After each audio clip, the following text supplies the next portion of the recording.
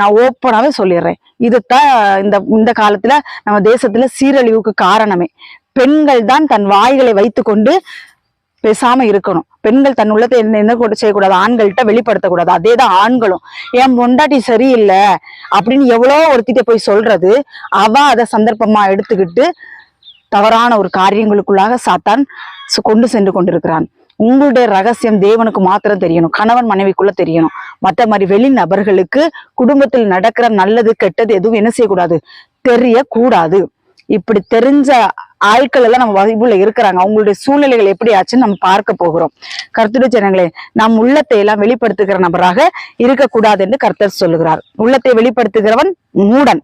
1 ராஜாக்கள் 13ஆம் அதிகாரம் 8-9. அதுல ஒருத்தரை குறிச்சு நம்ம பார்க்கிறோம். அதுல யெரொபெயாம், யெரொபெயாம்ங்கிற ஒரு ராஜா. அந்த ராஜா